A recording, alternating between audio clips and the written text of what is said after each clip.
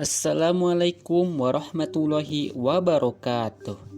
Halo semuanya, perkenalkan kami dari kelompok 3 mata kuliah sejarah dakwah dari kelas MD2B.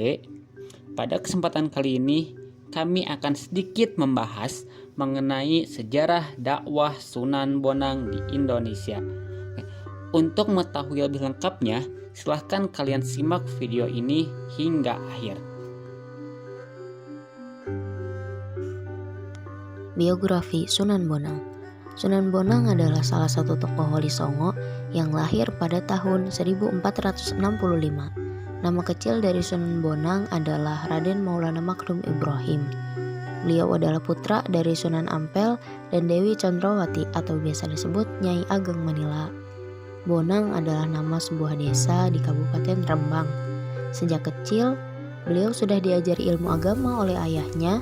Hingga saat remaja, beliau menuntut ilmu agama ke negeri Pasai di Aceh. Di sana beliau menjadi murid dari Syekh Awwalul Islam dan para ulama besar lainnya. Setelah selesai menuntut ilmu di negeri Pasai, beliau diperintahkan ayahnya berdakwah di Tuban dan sekitarnya.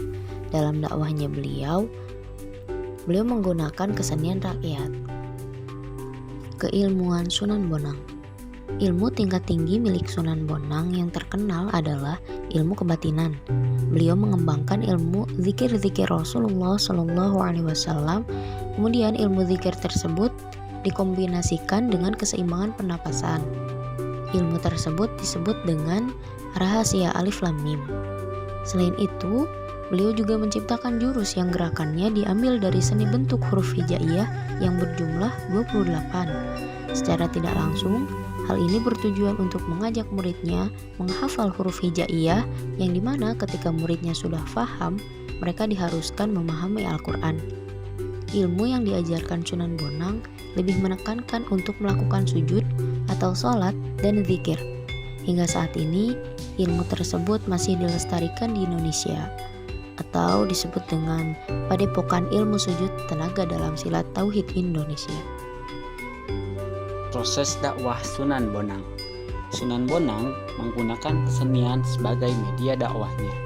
Kesenian ini digunakan Sunan Bonang untuk menarik simpati masyarakat. Adapun kesenian tersebut adalah berupa seperangkat gamelan yang disebut bonang. Bila gamelan tersebut dipukul dengan kayu yang lunak, maka akan menimbulkan suara yang sangat merdu. Ditambah lagi beliau memiliki cita rasa seni yang tinggi. Ternyata media dakwah yang digunakan Sunan Bonang ini cukup mujarab. Terbukti ia berhasil menarik simpati rakyat sehingga mereka pun dengan mudah menerima Islam. Selain itu, tembang-tembang yang diajarkan Sunan Bonang juga merupakan tembang-tembang yang berisikan ajaran agama Islam. Dengan cara ini, masyarakat mempelajari agama Islam dengan senang hati, bukan dengan paksaan. Dari kisah perjalanan dakwah Sunan Bonang, dapat kita pelajari bahwa Islam harus didakwahkan dengan cara yang lembut dan tanpa paksaan, sehingga masyarakat akan menerimanya dengan senang hati. Dakwah harus dilakukan dengan metode yang bervariasi dan menyesuaikan dengan keadaan masyarakat yang menjadi target dakwah, selama metode itu tidak bertentangan dengan syariat agama Islam. Demikian video mengenai sejarah dakwah Sunan Bonang yang dapat kami sampaikan. Silahkan share bila merasa video ini bermanfaat. Terima kasih telah menonton hingga akhir. Kami kelompok 3 pamit undur diri. Wassalamualaikum warahmatullahi wabarakatuh.